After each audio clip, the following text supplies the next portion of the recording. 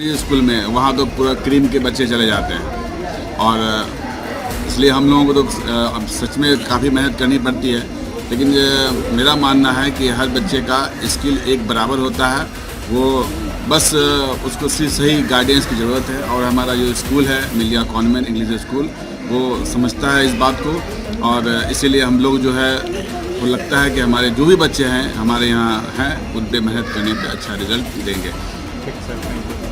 इतना बढ़ गया है और ये शुरू से आज कई तरह के संस्थाएं कई प्रकार के काम को करती है, लेकिन शिक्षित करना और शिक्षा के प्रति अलग जगाना ये ऑस्कार एनजीओ जब से बनी है तब से कर रही है।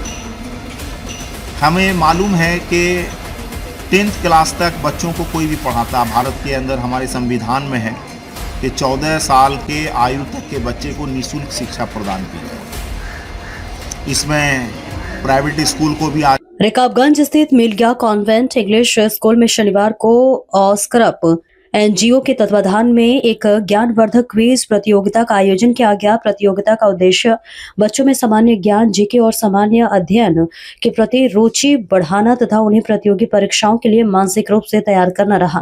प्रतियोगिता में कुल 8 टीमों में 16 विद्यार्थियों ने उत्साहपूर्वक भाग लिया।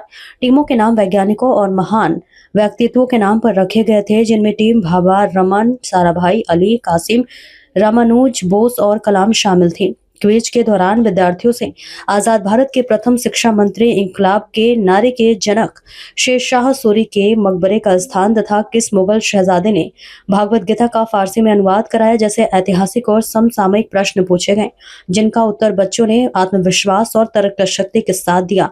इस अवसर पर ऑस्कर एनजीओ के सचिव अल्तमस बिहारी ने सामान्य ज्ञान और सामान्य अध्ययन की महत्ता पर प्रकाश डालते हुए कहा कि कक्षा में केवल शारीरिक उपस्थिति पर्याप्त नहीं है, बल्कि मानसिक रूप से सजग रहना भी उतना ही आवश्यक है।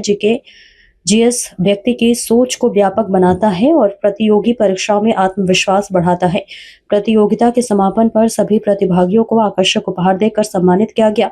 क्विज के निर्णायक मंडल में स्कूल के सचिव इंजीनियर राशिद इकबाल और इंटर राष्ट्रीय मुस्लिम हाई स्कूल के उप प्राचार्य मोहम्मद अब्दुल हकीम शामिल रहे। ऑस्कर के मोहम्मद राजू ने बताया कि क्विज के साथ भाषण प्रतियोगिता भी आयोजित की गई, जिसमें 2 विद्यार्थियों का चयन किया गया। वक्ताओं ने ऐसे आयोजनों को बच्चों के सर्वांगीण विकास की दिशा में एक सराहनीय पहल बताया। बच्चे आप देखते होंगे कि जब भी कहीं प्रोग्राम होता है तो लोग नेता को बुलाते हैं या फिर किसी पदाधिकारी को बुलाते हैं। हमारा ये मिशन है कि जब एजुकेशन का प्रोग्राम है तो एजुकेशनिस्ट को ही मैं बुलाऊं। और हकीम साहब, अब्दुल हकीम साहब जो अभी यहां पर उपस्थित हैं, ये ज्योग्राफी के ही नहीं 2-3 सब्जेक्ट के विद्वान हैं और इन्होंने अपने जीवन में इतनी अच्छी पढ़ाई की, इन्हें कई जगह मौका मिला। इन्होंने बीपीएससी भी कंपीट किया था, इन्होंने जुडिशियरी में भी कंपीट किया था, लेकिन चूंकि ये घर के अकेले हैं, अकेले वाहिद अपने माँ बाप के बेटे होने के नाते इनके माँ पिताजी ने कहा कि बेटा तुम शिक्षक बन जाओ ताकि तुम स्कूल से सीधा घर और घर से स्कूल आ जाओ।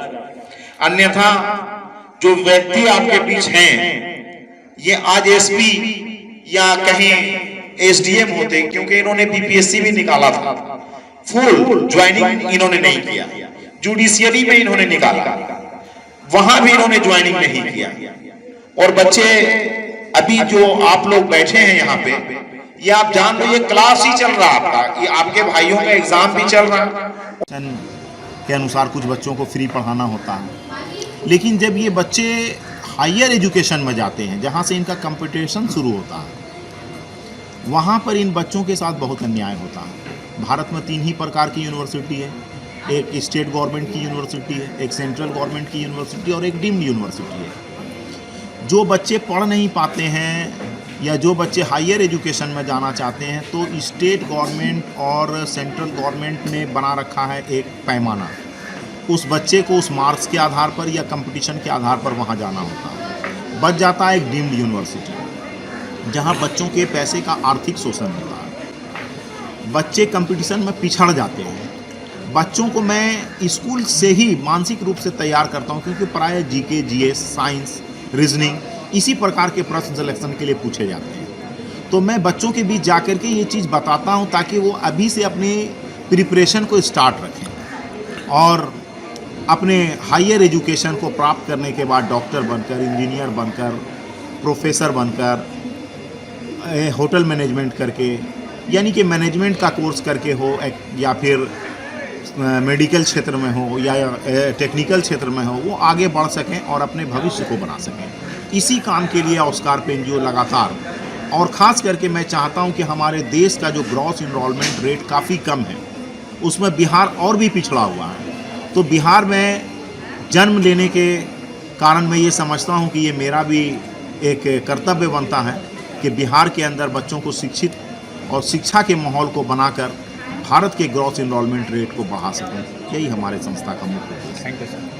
के स्कूल में एक एनजीओ के द्वारा कार्यक्रम किया गया है, क्या कहेंगे, क्या ये इस तरह का कार्यक्रम और भी आगे होना चाहिए या और भी एनजीओ को आगे आना चाहिए? जी जी, सबसे पहले मैं अल्तमस भाई का शुक्रिया अदा करूँगा। उन्होंने मुझे कहा कि भाई इस बार मैं आपके स्कूल में प्रोग्राम करवाना चाहता हूँ, तो मुझे अच्छा लगा। मैंने कुछ भी इनसे क्वेश्चन नहीं किया, मैंने कहा ठीक है, आपको जिस दिन हो ऑर्गेनाइज़ करवा लीजिए।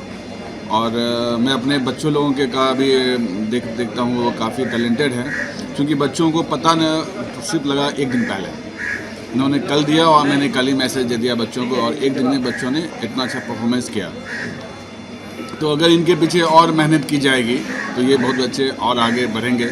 और इन्होंने मुझसे एक अच्छी बात कही कि राशिद भाई आप 18 को 20 कर रहे हैं। बिल्कुल, दैट मीन्स कि आप वैसे बच्चों पे मेहनत कर रहे हैं कि जो बच्चे बहुत रियल में कमज़ोर रहते हैं, और उन लोगों को आप इसको लेकर के क्या कहेंगे? आपका लंबा अनुभव है। बिल्कुल, हम आपकी बातों से सहमत हैं कि अगर कोई बच्चा का लक्ष्य है कि हम बीपीएससी या आईएएस कंप्लीट करेंगे, एक बार 10 क्लास से आगे जाएंगे, उसमें बहुत सी जिम्मेदारियां हो जाती हैं, बहुत से सब्जेक्ट हो जाती हैं। अगर और देखे होंगे बहुत सारे जो बने हुए हैं आईएएस या बीपीएससी, उनका लक्ष्य 4/5 से रहा है। चूँकि 4/5 से बहुत सारे जैसे हिस्ट्री, सिविक्स, ज्योग्राफी में जो क्वेश्चन है वो आपको इंटर ग्रेजुएशन में नहीं है, उसी चीज़ को बहुत हाई विस्तार से बताया गया है। लेकिन चूँकि बीपीएससी का देख लीजिए, कोई भी एग्ज़ाम देख लीजिए, आपको आता है ऑब्जेक्टिव प्रश्न मात्र। वो ऑब्जेक्टिव प्रश्न आपको 4, 5, 6 क्लास के बच्चे में ही मिलेंगे। हम लोग भी प्रयास देखते हैं, हम हाई स्कूल में हैं, तो हम अल्तमस भाई की बातों से सहमत हुए कि मेरा क्विज का प्रोग्राम है, तो हम सोचे कि हम अपनी प्रतिभा को भी उन क्विज के बीच बताएं जो बात बच्चे नहीं जानते हैं, जो मूल बात है। तो मूल बात जो है, अगर बच्चे 4, 5, 6 क्लास से ही अगर उसको प्रिपेयर करें, तो हमारा मानना है कि वो बीपीएससी या कोई भी कंपटीशन वो इजी वे में कर लेंगे कंप्लीट।